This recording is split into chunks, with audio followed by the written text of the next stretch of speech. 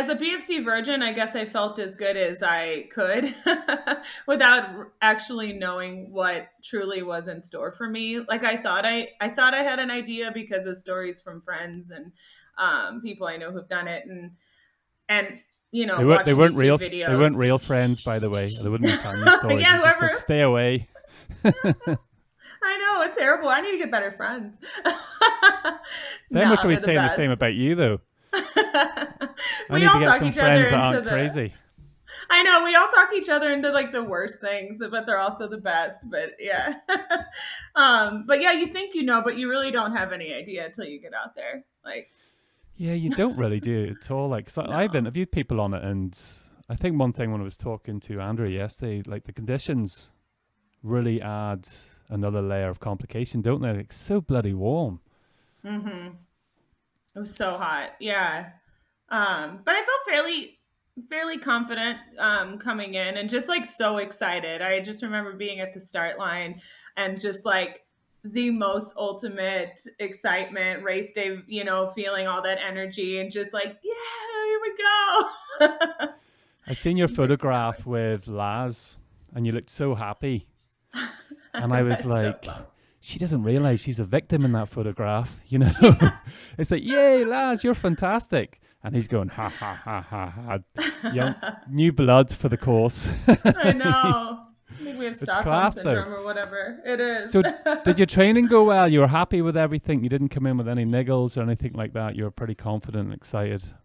Yeah, I moved to Colorado 3 months ago, and so the elevation and the mountains to run in were like I thought a really good advantage coming from St. Louis, where I've grown up in that area my whole life, and so I thought that was I think that was helpful. But yeah, I felt good. Because I've been training for what six is it about months. Colorado? Like, you know, it's everybody seems to be there. It seems to be a bit of a mecca, doesn't it, for the ultrarunners?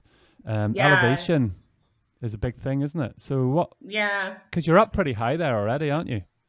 Yeah, Denver's at 5280, and then I made a couple trips out to Leadville, which is like 10,300. I did some pretty gnarly 14ers that were just really really difficult just to power hike up, and I thought those were good training. It's so beautiful out here. It's just the best place. I've interviewed quite a So, few people who have upped sticks and gone to Colorado, but like 14,000 feet. Is that what you said there? That's yeah, mad. That is yeah. like, I actually haven't summited that high yet, believe it or not. So Come even on being up, out. yeah, well, everybody else seems to be. I'll not have to do these remotely then. So you're in good shape coming in. You're pretty confident coming in. I suppose, us virgins are like, you know, I remember saying to my friend who had actually done it the year before, he never had his head torch at the decision point, and Laz didn't let him go on, I think. But he ended up getting in the big Barkley. But I remember him getting in the car, and I said, I'm quietly confident that I'm going to finish tomorrow, even with the lack of training I had. And he just turned to me and says, "You don't understand, Robbie." Simple as You don't that. know. You don't know. And Yeah. he was right. Like, so coming into the event, what I'd like to do is break it down and sort of walk in your shoes, if you like, on how the race went for you. Like, starting the morning time was a good buzz, you know, perfect conditions, bit of cloud cover, temperature was lovely, there was no wind, great atmosphere, everybody was buzzing. Um, Hmm. does that sound reflective for you? Yeah, definitely. I loved how cool it was at the start, and yeah, there was a ton of clouds, and the energy was like, oh, put it in a jar. That'd be great to carry that with you later. Um, and then yeah, just I mean, the sun even wasn't quite fully up yet, really, by the time when we started. Um, yeah, and then I we. started with a head torch on like for about 10 minutes, but Oh it's yeah, just I just goes, I'm not going to kick one stone, but that's how close it was, wasn't it, to daybreak? yeah. Um, did you have many friends with you?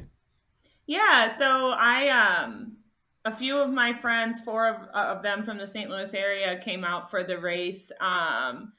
let's see, two of them had done it before, and then the other two, or actually no, there was five of us. One of them dropped pretty early, and the other three were BFC virgins as well. And so they met me out in Nashville. I hitched a ride with one of them from Nashville, actually, and we all started together. It was nice to see them after a few months of not seeing them because I haven't gone back home since moving. And so the energy was so, it was kind of different though, because the ones who've done it before versus the ones who hadn't, they're like, we're excited, but you guys have no idea.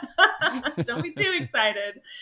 So, yeah, but we had so much fun. Like there were so many jokes and like just getting prepped for the race and looking at the map the night before and just, oh, it was so much fun. So what was your thought process looking at the map? I've got my elbows lying on mine here at the minute, so I'm not gonna woohoo. Yeah. A bit too late to look at it now, but so how did you absorb it the night before? Did you come up with any sort of strategy apart from just going as hard as you could for as long as you could? That was really it. Just go out there and like, as Laz would say, don't be a titty baby and like, run when you can, and even when you can't push yourself to run, and just like leave it all out there. So, I wasn't too overwhelmed by the map. It was just cool to see it and like see all the popular spots and just kind of have an idea of what we have to do, and then just go do it take it one section at a time. So I was like, really cool. We get to do everything twice. Woohoo! Talk about a virgin. Like, it's like, yay. Not only do we get to do Rat Jaw once, we get to do it twice. It's like doing the event twice. Like, what about your kit? Something we haven't talked about. What did you put on your feet? My feet, I was running in Brooks Catamounts. They were very well loved. Like I actually threw them away after the race. Like they were not going to go another mile. But they were great.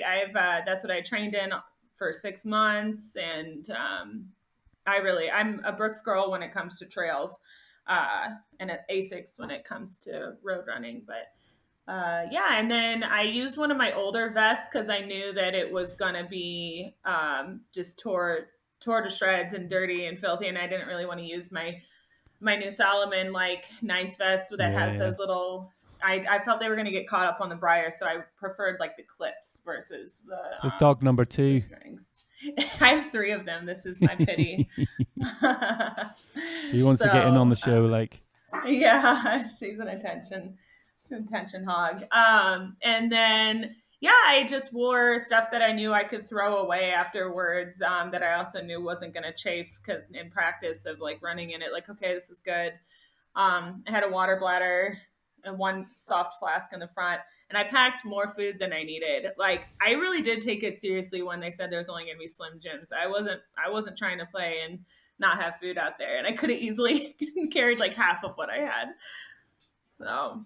Yeah. So food wise, I brought a couple of wraps with me. Like, so you have to, it's 13 hours. You can sort of rely on yourself. You can get enough in your pouch, but it's, you never know what your body wants, do you? That's the problem. Yeah.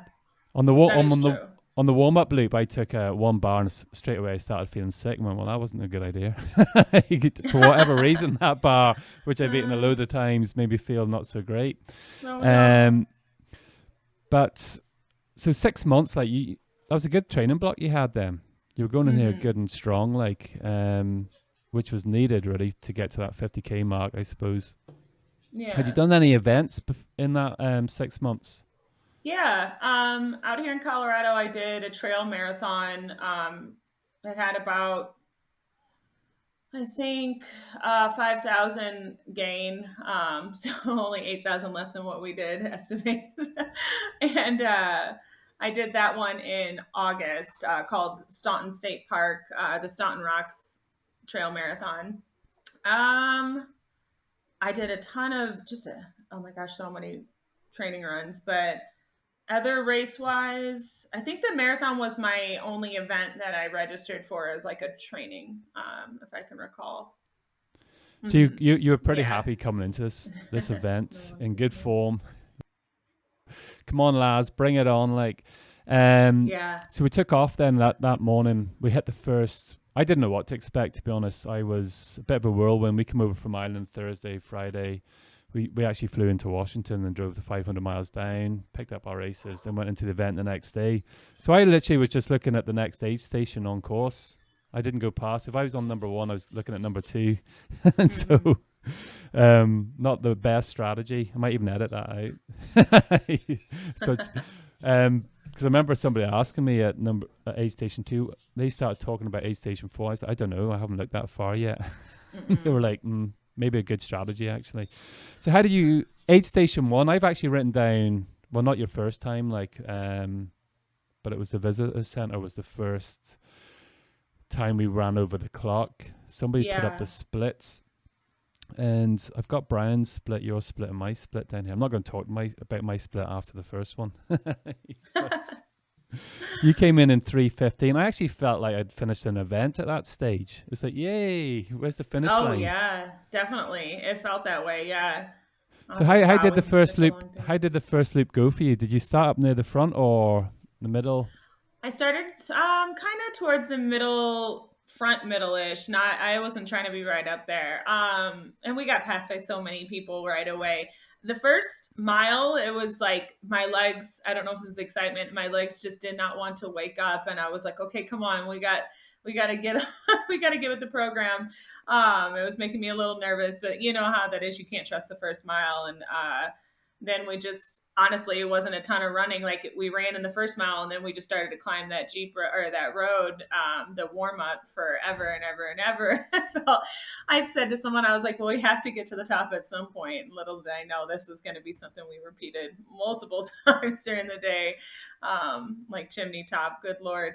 But yeah, I still had like really high spirits though coming into the ranger station, and I know the guy was like, it has to register at that little mat, so I did this little like dance until it beeped, and he laughed. It's like, okay, I'm like, gotta dance it out before we go up the hill.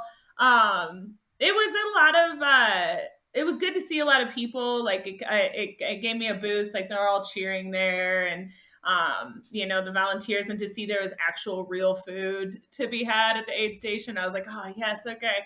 So I grabbed some chips because I didn't have anything salty in my bag, and yeah, it gave me a boost, and then headed up. Because there was a lot of people there, wasn't there? There's a lot of the not school kids, but the football team, wasn't it? Yeah. Did you try any of the sword? Is it sword?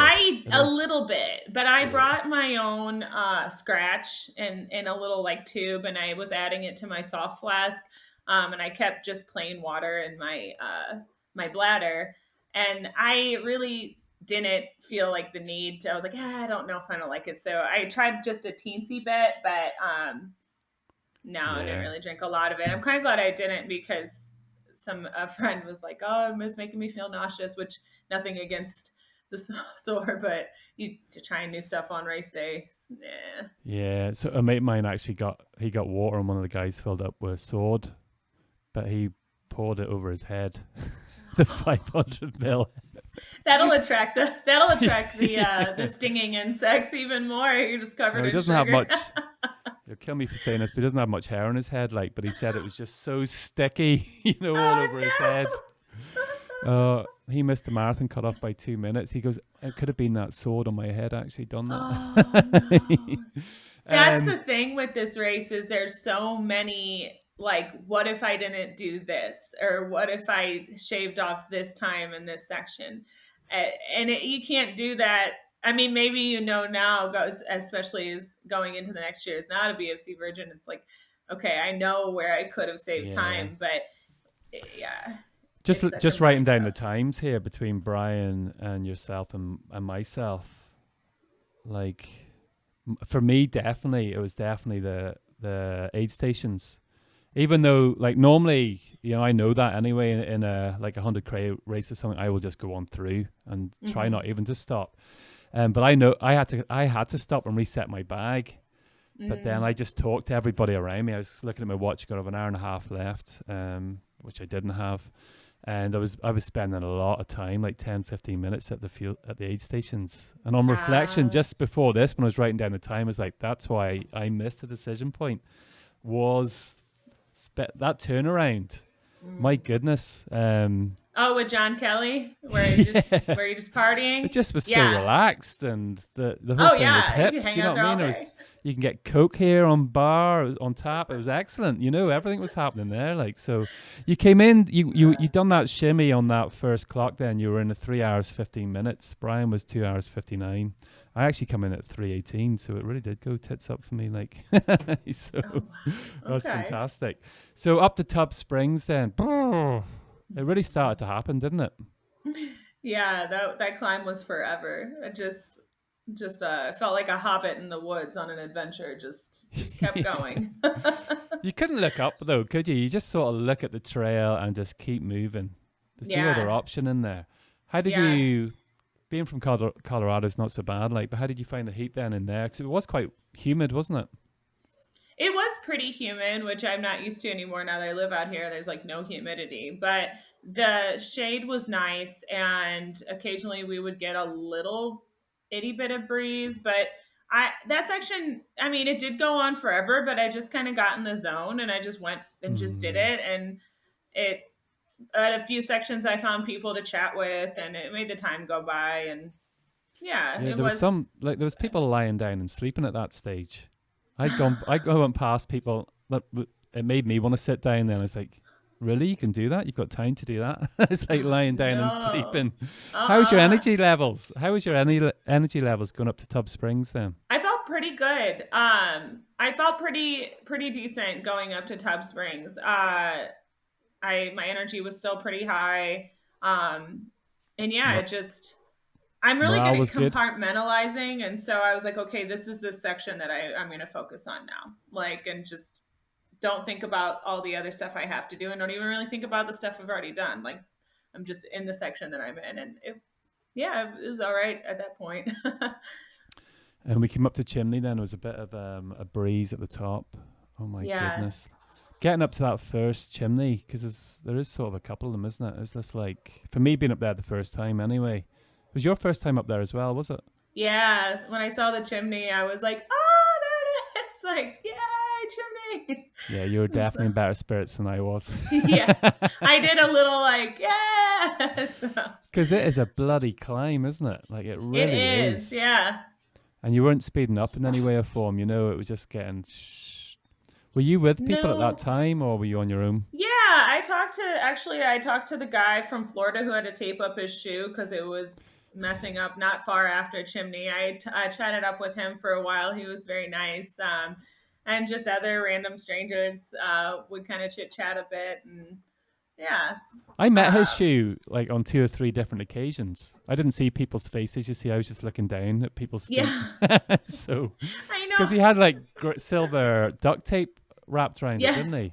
I yeah. seen that shoe so many times. It's like, there's that shoe again. Like, is it a brand? And loads of people are wearing it. But I must have been running around the same sort I of was time as running him. with him when he realized it disconnected, and I could hear it in his voice, just this desperation because he had gone for it last year, and he really wanted this, and he's like, oh no, oh god, no. And I honestly, I give him so much props for like pushing through and getting the marathon finished, because I mean, that was super early in the race, and I thought it was going to be over for him, and he toughed it out. Like, I can't imagine having my shoe talking to me and flapping and finishing what he did. Like, So he got the marathon finished, did he?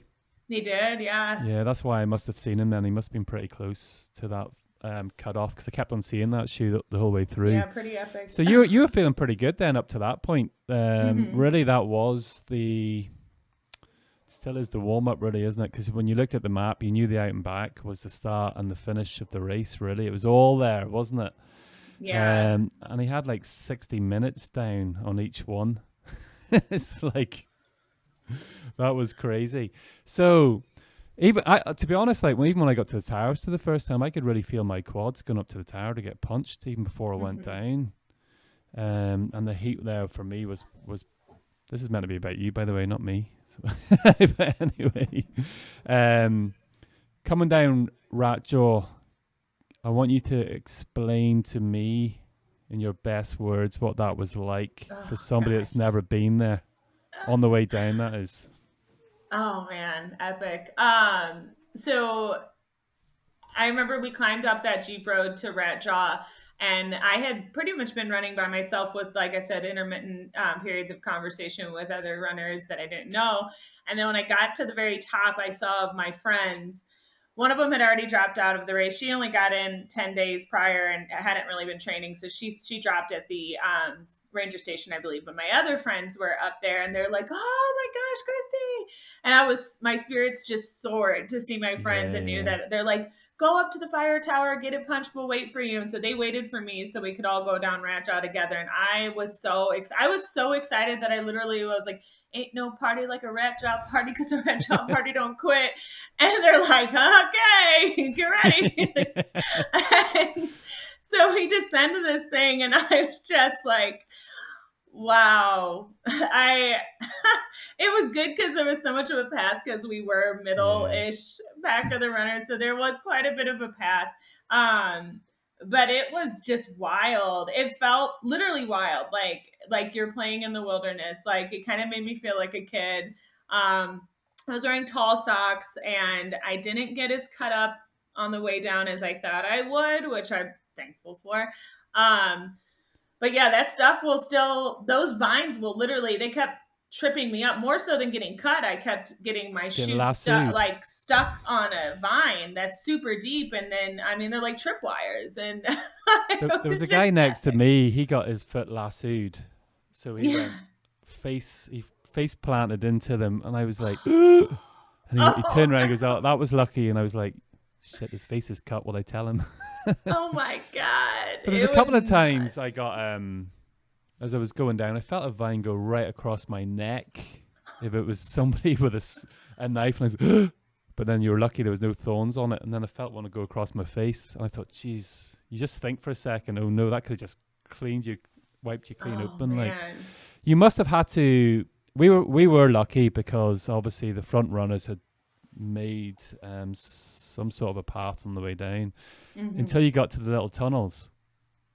Yeah, crawling under the little tunnels a bit. That was, once again, like it just made me feel like a kid. Like I don't, in my normal regular life, I'm not going to be doing this stuff, and this is the one opportunity to do these kinds of things, and it just is so much fun, even if it's type 2.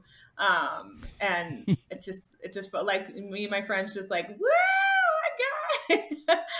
But It you're was on a Ratjaw, blast. isn't it? Because everybody knows Ratjaw. Yeah. And for me, it was like no matter what happens in the event, I've made it to Ratjaw, and now you're going to make it to the jail. So coming down Hmm. Ratjaw was fun, like wasn't it? Really, and I think because a lot of it being cleared for us, we enjoyed it a bit more. Yeah. And but it got ridiculous as well, didn't it? Even though it wasn't that tough, really, apart from the heat, it just got a bit ridiculous It did sometimes, you get, know. it was getting really warm at that point. Yeah. Like I knew what lay ahead of us was going to be that much harder because it was heating up quite a bit. Yeah. Very exposed. It felt like an oven to me Yeah. because it was like somebody had a heat lamp on you at that stage coming down. Hmm. And it was really funny at the end when you're coming off that. It's just That like hill. where do you go? And there's a bit of a left and a right as well there, and you were like, was it left or right? Because it can't be left. We're going away from the prison, so and Yeah. that hill, there was two people in front of me trying to work out how to get down it. There is only one way Just down it. you got to scoot on your booty. There's like, you have no other option. Straight after, and that was cool. Like it's a bit of redemption coming down there, into the what was it like then going into the tunnel for you and up Oh over the wall. man, the tunnel. So we came up off the hill and we heard people screaming we heard someone screaming our names, and it was our friend who had dropped at the ranger station, and she was there. Another runner who had dropped gave her a ride there, and she was taking pictures of us. So I was relieved to see her and know that she was okay because we had got separated at the very very beginning, and she's a good friend of mine, and so just to know that she was all right and she's not still out there suffering and she was okay with us, going on without her, was great. And so she took pictures of us, and then we went down into the tunnel. And man, I was like riding high. I was Yeah. I was having so much fun, and it gets so dark in there, and I like was going too fast and I tripped and I fell on my left knee, because it's flat and then it goes up to the Yeah. right, and so I tripped on that. I didn't realize it goes up, and man, I did a number to my knee. It's healing up Jeez. all right, but it was it was bleeding. And so, but I still smiled. I was like, whatever. Washed it off with some creek water, which I was like, in my head, I was like, this is gonna get infected. And just kept going.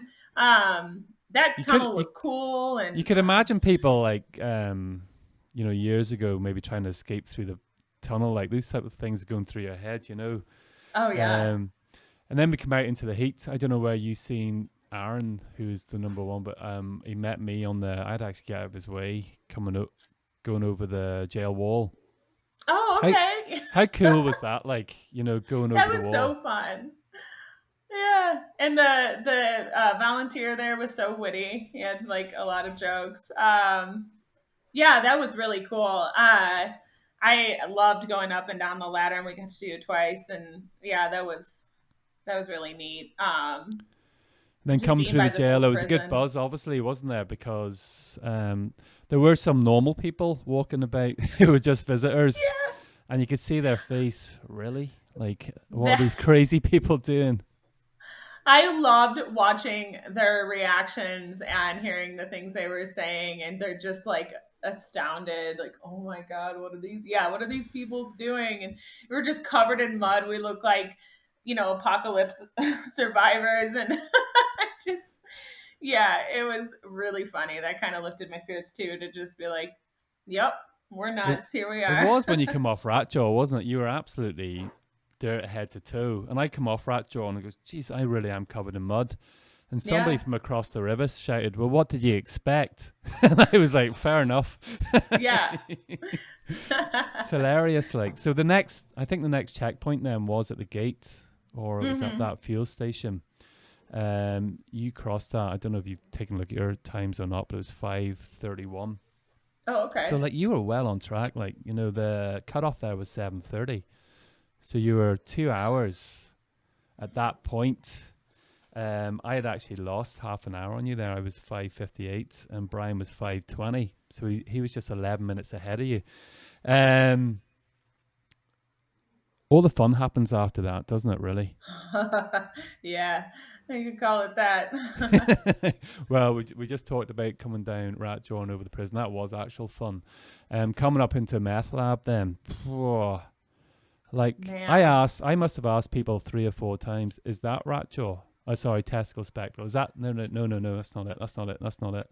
And then when I seen the wall, I was like, well, that has to be it. And they went, no, no, no. It's on the other side of the hill. And I was like, what? How did that go for you, meth lab?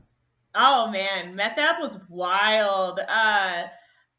I just like trying to figure out how to get up certain sections, and you grab for what you think is a sturdy rock, and it's just this crumbly shale or whatever, and it just crumbles away, and you're like, okay, then you have to stand and reevaluate. Okay, well, there's these like, roots. Maybe I can grab that. Nope, they're too loose. Too many people have been on it. I mean, it was just nuts. It took such a long time to legitimately climb sections of that, which is just loose dirt and scree, and it was it was epic, and hot as hell. Oh my gosh! At this point, Yeah. I'm like pouring sweat, just drenched in sweat. So I'm continually drinking water to try to rehydrate, and I'm pretty sure I wasn't keeping up completely with it, but I was doing my best.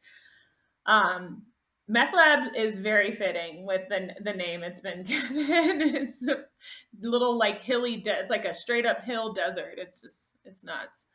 Yeah. It was really hard to hydrate though, wasn't it? It's the most dehydrated I'd ever been in a race. Hmm. Um, I was in Chamonix a few weeks before and it was really warm, but it was nothing like that. It's a different type of heat. And getting salts on really did make a difference, because there's Yeah. times, my quads were just burning. The amount of times I had to stop and stretch my quads out, I was actually rubbing Tiger Balm into them. I don't know if that was doing any good. Psychologically, I had to do something.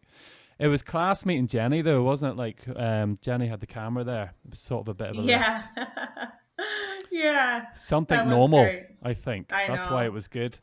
Um, I actually sang Lady in Red, Krista Berg, the whole way up Meth Lab. And for some reason, that's a tip for any other virgins that go on to it works.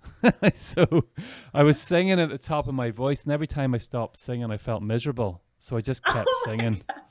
And the only problem was when I was singing, everybody else was feeling miserable because I'm a terrible singer, like absolutely terrible. You're making it Just worse before for the him. big. But it was cool though seeing the runners come through though, wasn't it? I was very supportive at that Yeah. stage.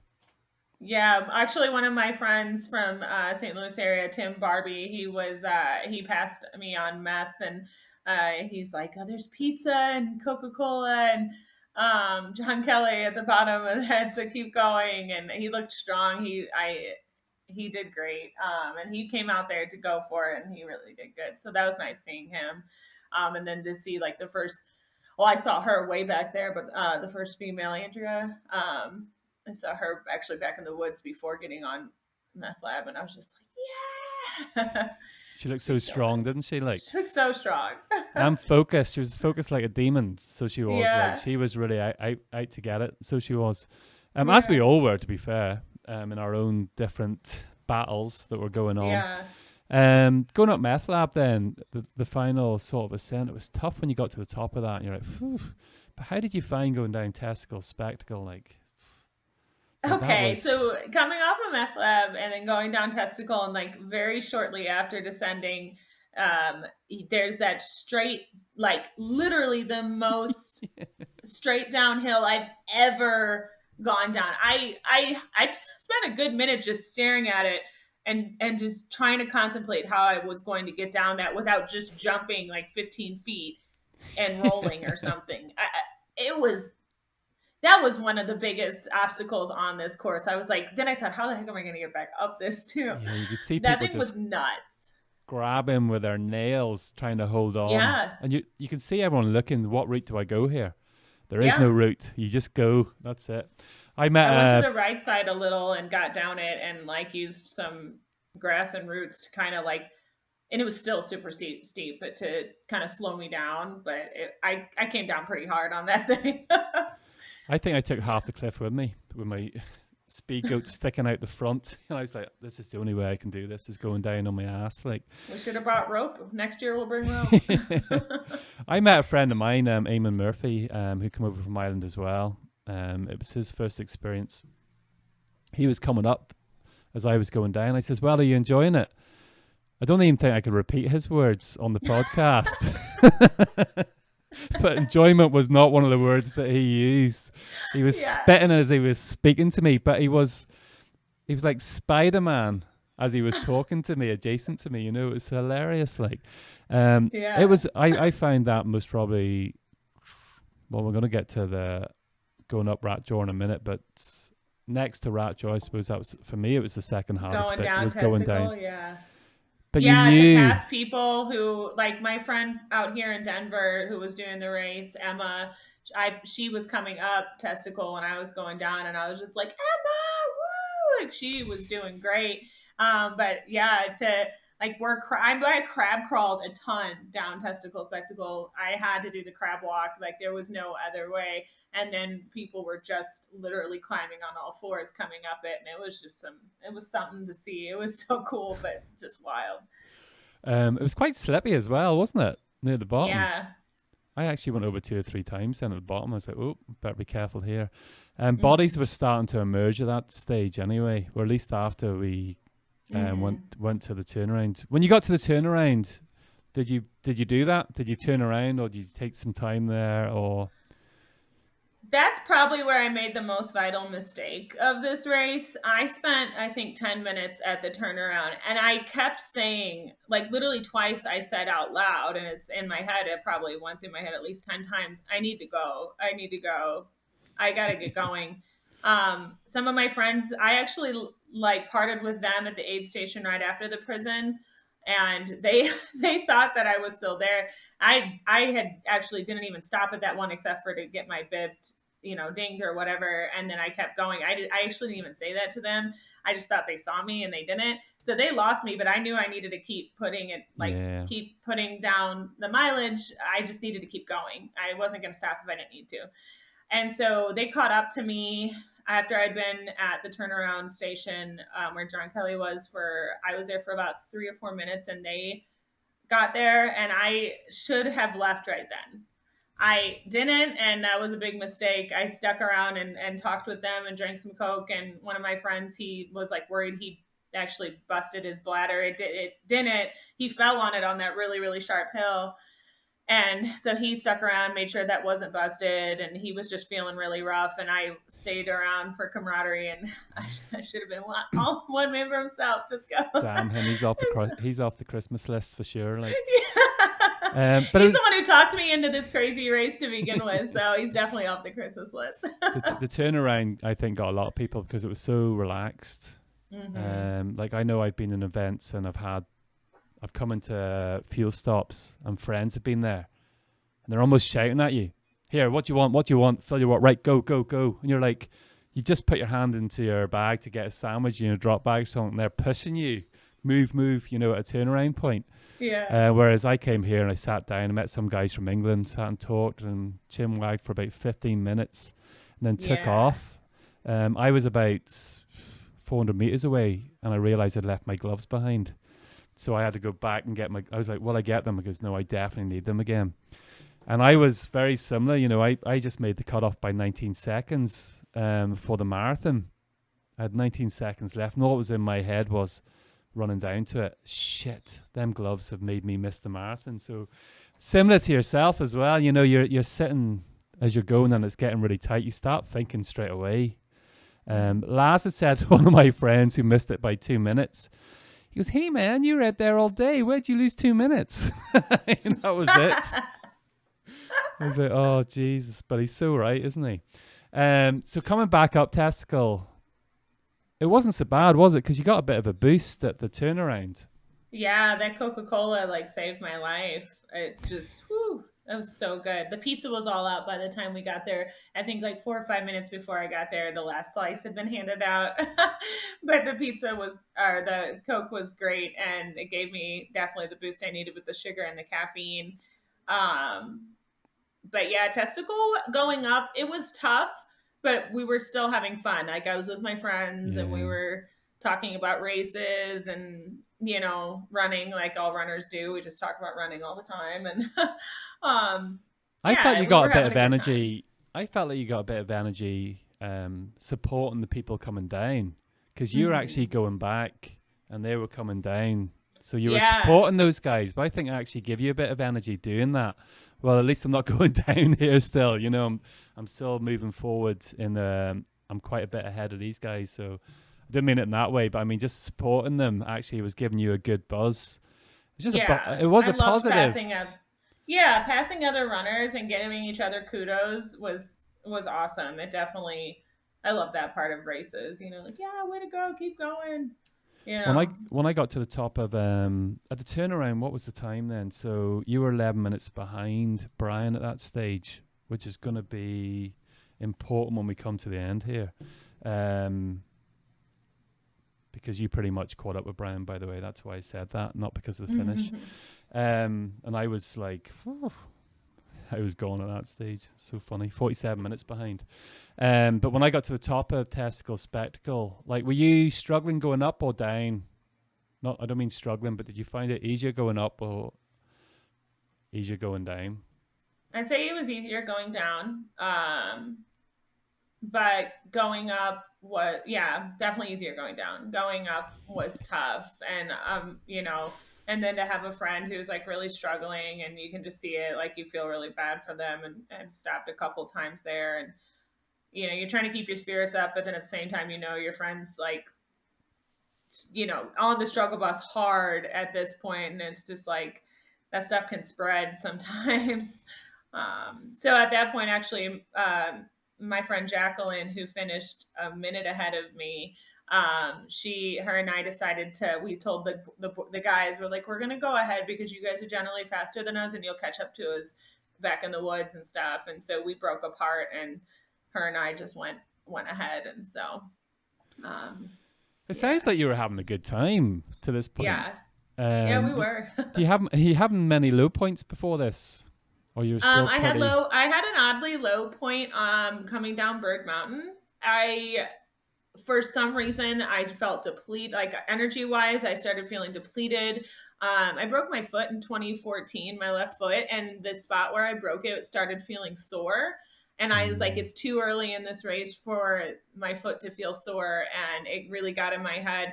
Luckily, it went away. I don't know why it was flaring up then, but after about probably an hour or so, it stopped feeling that way. But I kept tripping over, like not fully tripping, but kicking rocks, kicking roots. And when you continually do that and you're that yeah. tired that early, it gets in your mind and it really screws with you. And so I had to just keep like trying to think positive, trying to use distraction and just keep going. And luckily that bad point passed, but that lasted for a good probably hour and a half or Wow. so Yeah, where that's I quite just was long. mentally not in a good place and it wasn't even that hard of a section. Like it wasn't bad. Yeah, no, I was the same as that, and I think that was what it was can get into your head because it's so early on. Mm-hmm. Like I'm a full-time mountain guide. I thought that stretch was going to be really easy, and I was struggling harder than I should have been. And I was like, Right. and it did start getting in my head. So I just sat down, took a drink and something to eat, and said, "Right, let's go again." It only took that 10 seconds, well, a couple of minutes to sit down, and I felt refreshed again. But thankfully, the race got better. So it was enjoy. I was enjoying it as well, but my legs weren't. So that's why I asked you about the descending or the ascending. When I went to come down Meth Lab, I literally couldn't even bend my legs to go on my ass. I had to keep straight legs, which was fine. It's just the way I had to do it. It just meant I That was carried it. probably a sight to see. I just had to carry a lot of mud, where I didn't want to be carrying mud. That's all that meant. Yeah. um, but there was still quite a lot of people coming up at that stage as well. So coming back into the prison, you'd actually dropped 28 minutes on Brian. For those who are listening and don't even and wonder who Brian is, so Brian was the last person to finish. I'll leave it at that at the minute. So I'm trying to see where the two of you were sort of moving because you did actually. I don't even know if you met each other at one stage. You started having a really good second half of a race, believe it or not. And I'm not surprised because it sounds like your motivation was high. You were enjoying the day out. I use that word loosely. We can say that now. It might be in a different conversation, an hour after we Yeah. finished, because the pain disappears, doesn't it, in your head? Coming through the jail. Still, it was very hot though, wasn't it? When you're coming back up through the jail, you didn't want to lose any So time. so Um, hot. I remember going under the tunnel again and I actually knelt down and just splashed water all over my head and my arms and washed off the dirt and just tried to cool myself down a bit before I knew I was going to come back out and like it was going to be an oven on Red Jaw. And it was so hot. I Going back up Red Jaw was by far, hands down, the hardest physical thing I've ever done, and definitely the hardest part of this actual race. Um, it it tested my mental limits and my physical limits like I have not been tested before, and I'm thankful for it because that's part of why you sign up for Barkley. yeah, I yeah. mean, to see what you're capable of and like push yourself harder than you've ever pushed before. Um, it was almost indescribable. Like I'll try to, but I really don't think words can do it justice. I love hearing this, by the way, because it sounds like you were really enjoying it up to this point. And it's just Yeah. like a switch just gone flicked. Finally, she's human. We got her. But it is right, though. So do your best.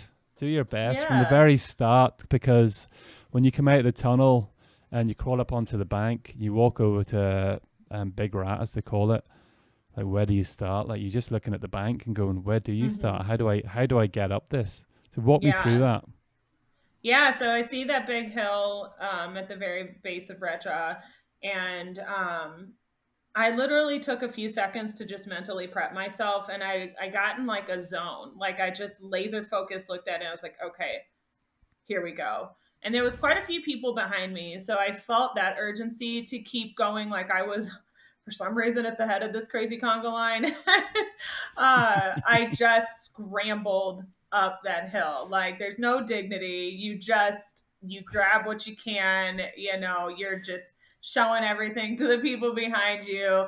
You're just grunting and sweating, and you just do it. And so I kind of went up the left side of that hill because there are some Yeah. trees and branches you can grab there. Otherwise, if you go up the middle, it's just straight dirt and like a little bit of rock. You I didn't see how I could do that. So I went up the left side a bit, but I was still in the dirt, but I was pulling myself up. And I It's got not to a the hill top, though, is and it? then, It's oh, not a hill. It's a cliff. You know, it's it's a a cliff. vertical Yeah, wall. cliff's It's a vertical wall. it's a vertical wall of just dirt.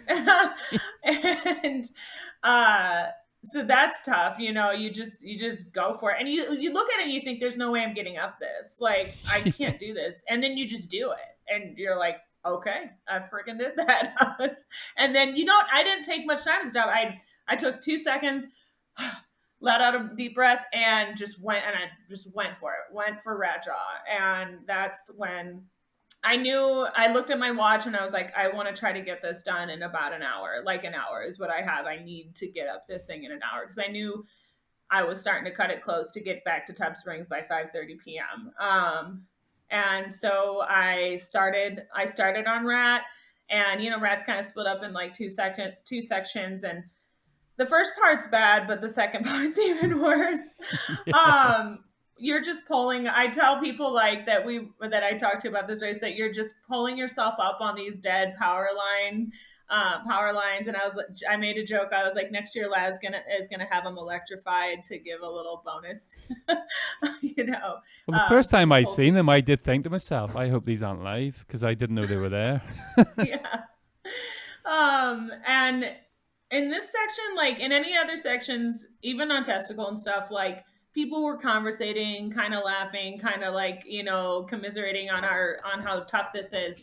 On rat coming back up, there's for me personally and the people around me, there wasn't any of that. Like Mm. I had to be so laser focused on one step in front of the other and not stopping. I had nothing left to mentally interact with anybody else or even really give them kudos too much. There was a couple people that were really struggling that were sitting down, and we passed by and check in with them. You okay? Hey, you got this. But there wasn't conversation. There wasn't Yeah, you singing. don't even lift your head. There You was don't even nothing. lift your head to speak to them, do you? You're like your No, head's still I don't looking have down any at your feet, energy. saying you're doing well. Keep going. That's it. Yeah, yeah, you can't take that distraction. You just have to go. It's unfortunately kind of every man for himself, it felt like. But at the same time, we had this camaraderie because we were in a line and we all knew we were all suffering super bad.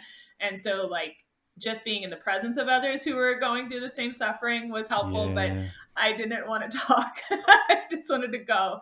So I don't know if it it was was so hard. I don't know if it was helpful though. That was the issue because there was like four of us, Hmm.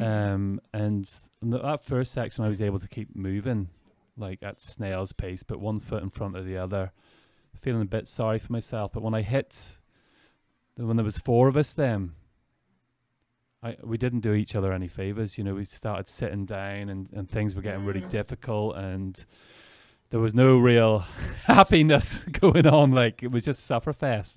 But yeah, it felt okay to be suffering because everybody else was at that stage. You know, definitely. if they were all like, "Woohoo, let's kill this baby, we're doing great," it might have helped. But we were all feeling sorry for ourselves and each other at that stage, which doesn't do the mind any good at all. No. I think if you tried to sing at that stage, I don't think it would have went over very well. I definitely would have got a kick in the face or something from in Yeah. front. Like it's like, shut up. I was almost getting that on Oh meth man. lab, to be honest. But I like even when you talked about lifting the cables, like how was that? Like even having the energy to do that was tough, wasn't it? Yeah, it was like kind of questioning myself like is this helping or is this doing anything? And in some sections it's so steep that it was, but other sections it just was more helpful just to place one hand on each leg and just Yeah. push each leg down and just go forward. It It's hard to, yeah, it's really hard It to is hard to explain how explain, I difficult it think, was. because we took a look at it the day before, and I looked at it. Me being a mountain guy, I thought, well, it doesn't look too bad. Like, I'm just quietly confident going up that. It's not going to take long doing that. I just come back from a DNF and UTMB, but they had like huge climbs. I Hmm. thought it was nothing, like, but it was totally different. It was energy sapping. I think it was just everything that had happened up to that point. Even though I felt ready for it at the bottom, halfway up it, I just had nothing left. It just was the last. It was the straw that broke the camel's back. I think that was the best way to describe Rapture on the way up, wasn't it? Hmm. Um, I got caught out a little bit with the tunnels, so I was thinking, my God, we haven't hit the tunnels yet. The small tunnels that we went under on the way down, because they were gone on the way up. They were. I kept looking for them and I was like, where are they? And then I just realized they're gone. Like they got trampled through. So I was thinking we were further back because I hadn't met the tunnels yet, and that wasn't Yeah. helping me at all. I was like, oh No. shit. Um, but like a mirage, you thought it was never going to happen, and all of a sudden, oh my God, is that the tower? Hmm. Isn't it? It just come out of the blue then, and all of a sudden it's like, what? And then it was a bit of motive. It just shows you how your mind mentally changes, doesn't it? Hmm. Because you're around the Oh, corner, totally. suffering, trying to grab every ounce of energy that you've got. I started throwing sugar. I was like, stop it. You've already eaten 2 Cliff Box. You don't need to eat 3 packets of them. I go, that's not going to get you up here. It's just stop feeling sorry for yourself and keep moving. Yeah. But as soon as you see the tower, the motivation kicks back in again, doesn't it? Yeah, it does. It does. It was nice to see the tower and just to know like the end of this is in sight. Yeah, it's a beautiful sight to see after that insane climb. Because it felt like it was never going to show up. Like you kept looking up and you're just like, nope, there's still more thorns and trees and no tower to be seen. And then there it is. Um, But going up the yeah. tower, how was the legs? Oh, legs were okay.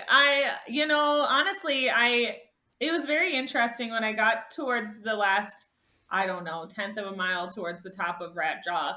I started feeling very emotional. Like it all kind of hit me. I think there's a picture that the photographer Misty got that she posted, and it's my face when I could tell that I was at the very top and I was about to come over, and it all really just sunk in when I summited over the top of it, and I took just a few seconds to shake it out and like look up, and I started to cry a little bit because I was so thankful it was done, and I also knew like I just completed something that was the most difficult thing I've ever done, and I was overwhelmed with emotion, and I hustled up to the fire tower, and there's tears still streaming down my face. If anybody passed me there, they're like, "Oh, the girl's crying." Got my big bib punch, didn't waste any time, and just kept going, kept on going down. So you So, knew at that stage when you got back to Tub Springs, you knew that you were in for a good chance of making the hmm. decision point. Your time there was 10:31, 29. You'd actually gained 22 minutes on Brian, believe it or not, from the Wow. prison going up to that point. So he was 28 minutes ahead. So you clawed back 22 minutes. He was only 6 minutes ahead of you at Tub Springs. I had Wow. Yeah, I definitely didn't claw any time back. I was 11:29 and 41 with an 11:30 cutoff. So, but it was as soon as I crossed the line, that was all the pressure off me because I was like, I've got a marathon finish now, which is quite simple from that time on down. Hmm. Obviously, you got 4 miles. It really is a sort of a victory stroll down after that because you knew you weren't going to make the decision point. What time did you make the decision point? I think I had about 13 minutes to go. Because I remember hearing them hollering 15 minutes to cut off when we were coming up out of the woods. So I felt pretty good that I had a bank of 12 minutes, which I had I had no Yeah, idea. so I do, and Um, I've got your time here. Actually, I didn't realize that was the decision point time. So you were in at 11:17:57. Brian was in at 11, 17, 25. That's why I asked, did you meet him? So you had really caught up with him. You were like a demon coming down here now at this stage. I was Um, surprised at how much I had left in my legs coming down down the switchbacks and stuff. I was shook. I was okay, still got it there. So because I you'd embraced it and went with it. there was this big like resistor rat jaw that you had to come through and use all your energy. And Mm-hmm. strangely, after that, it was a nice temperature as well. It was a lot of downhill. Suffering was removed all of a sudden, which made you feel Yeah, good, I think, and that allowed yeah. you to get a bit of a flow to go down that. That's the way I had felt, and I think a lot of people did as well coming down that. So 12 minutes and 3 seconds to go. Did you have any strategy coming in, sitting thinking, I need to be there at this sort of time? Coming into decision point, no, I just wanted to make it obviously before the cutoff and when the decision would be taken away from me. And so I was just thankful that I had a bit banked. And I made another mistake at decision point where I thought I needed more water than I actually needed, which Raja will convince you of that because you're just Yeah. drinking all the water. It's the only thing you can do. And so I had the one of the volunteers fill up my bladder, and I really didn't need that extra weight, and I ended up not needing that extra water, and it took up extra time to get it filled. So I wouldn't do that in the future. But I was just nervous about what the rest would hold. So, and then they had a Coca Cola there that they're like, "Do you want this Coca Cola?" And I was like, "Hell yeah!" And I ran over there and grabbed that. And so I'm like running and drinking soda, like spilling it on myself, just like I need this. You were having a party at Um, the decision point. I've made I it. was, I Yay. was still, I was like doing like a soda dance, like yeah, I got some caffeine, like hell yeah. And another runner, I was gonna throw out the soda. I started dumping it a little bit, and this is probably not great for post COVID stuff. But he's like, hey, let me have that, and I was like, you want this? So I gave him like my third of the soda left, and I was like shocked that he would want this backwash soda, but as I gave it to him, I said, please throw it away. And so, yeah, I don't know if that counts as giving aid, but yeah. No, it's cool. Like, so I obviously didn't experience the last loop. So how was that for you? Um, Longer than expected. The climb back up was yeah, I mean, we had to power hike it. There was no running of it, Mm. like the 15 or 16 switchbacks up to the top. And so I grabbed a couple sticks and I used them as my poles and just tried to just haul ass up there and not, power hike in a quick manner. So It we was a get to big the climb top though, and my wasn't it? friend Jacqueline actually, what's that? It was a big climb back up though. It was, yeah, 15, I think, or 16 switchback size, something like that. And and then we get up to the top, and I hear my name like being yelled, and my friend Jacqueline is like one switchback behind me, and she caught up with me, and I was like, Jacqueline. So that was a huge boost to have a friend to finish it with, and so her and I just took off at the top, and we ran along like it was straight for so long. We kept saying, we got to descend soon. Like, there's no way. We have to start going back down this mountain.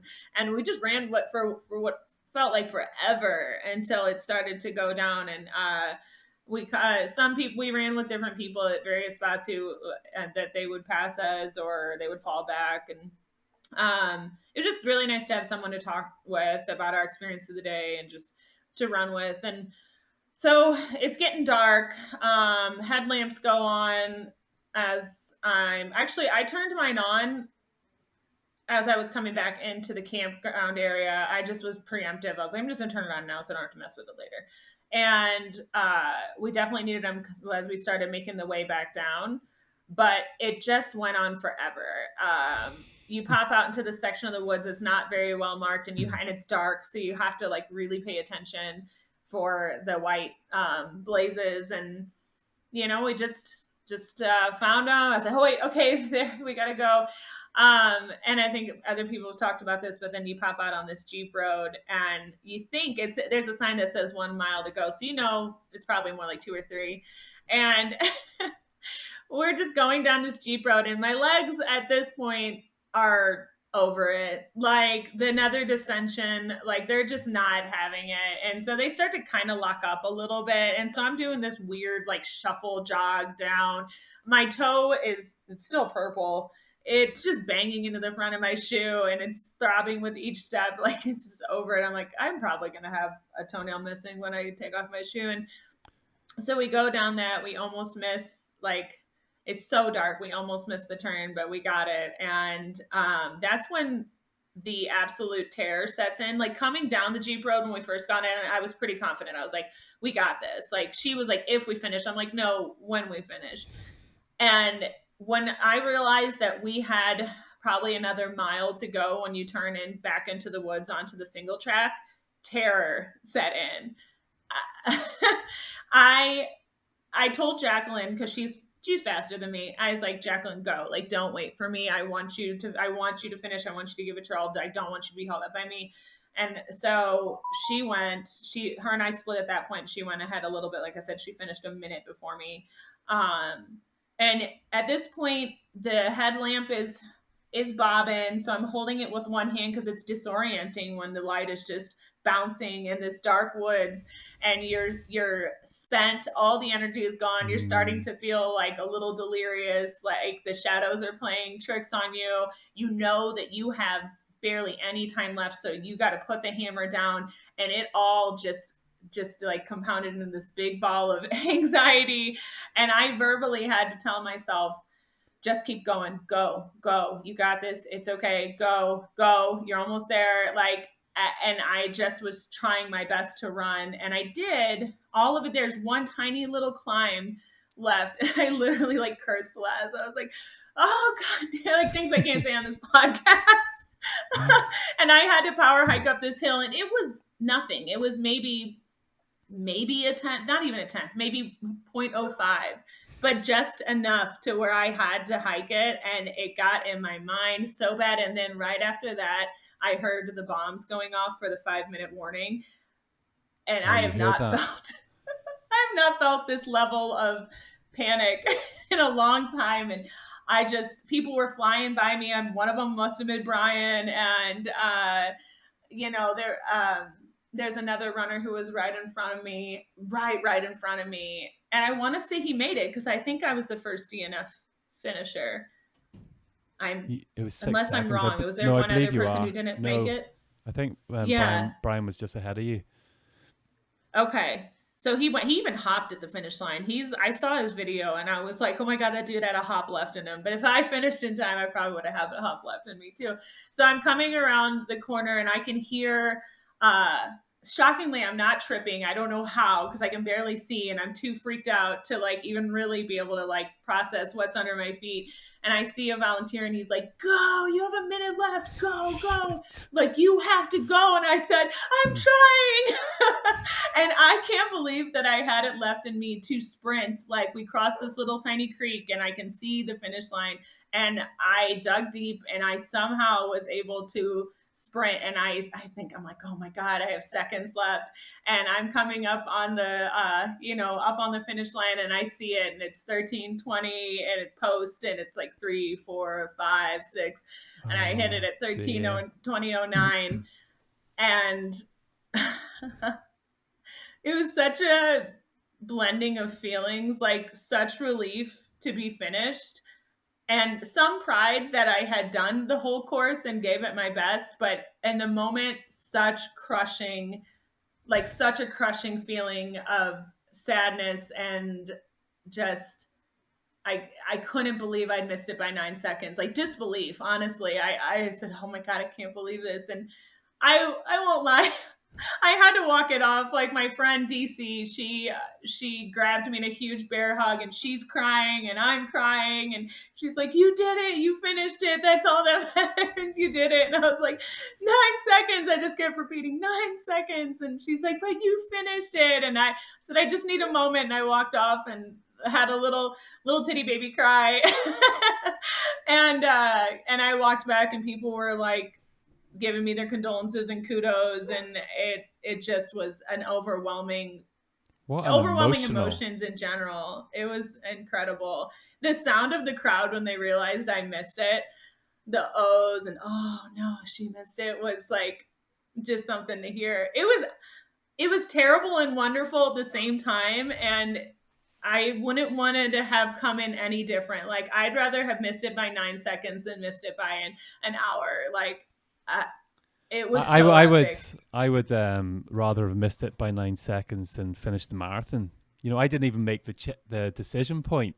You know, the race was over at that point, and you have to Yeah. walk that down. So even though we finished, we didn't get a DNF. We didn't we didn't get to. It was a 50k race, and it's a nice thing to do. Yay! For those people that don't know, they think you're great because you finished the Barkley Marathon. Well, actually, we're there to do the 50k.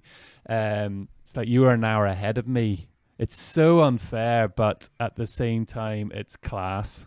You know, it's that whole last thing, and if you don't make the cutoffs or anything, you still have to finish the course. If you don't cross that finish line in 13:20, you still have to get them down there, and you still have to complete it. I think that you would get more. I'm sure most ultra runners will agree with that. You get more out of actually being a few seconds behind and being a few seconds ahead, because that closes the door to that triumph, doesn't it? Where without a Mm-hmm. doubt, being a couple of seconds behind makes you come out a lot stronger than when you came into that race. But what a flood of emotion though, from the start of Ratjaw through each of those sections to the top of the Ratjaw, to the top of the tower, to the decision point, all that climbing up on that last loop, coming down, here in the 5 minute. It's like an emotional washing machine. It's like boom, boom, boom, isn't it? Like it's all highs, Yeah. lows, twisting round, inside out, and like that's just typical of Laz, isn't it?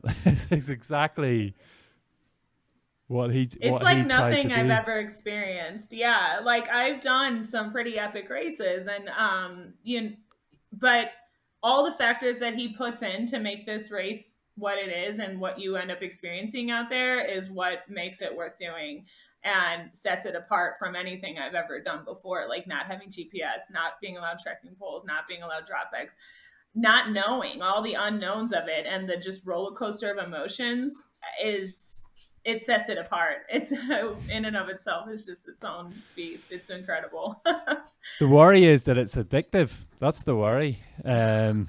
We don't want it to be that. Especially, I'm coming from Ireland as well. Like, so I don't want it to be.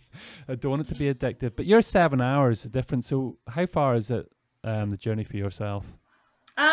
It's a 2 hour flight to Nashville and then an hour and a half, hour 40 minutes to drive out there. So People put a lot of effort in, don't they? Like to get to this madness that we just yeah. described.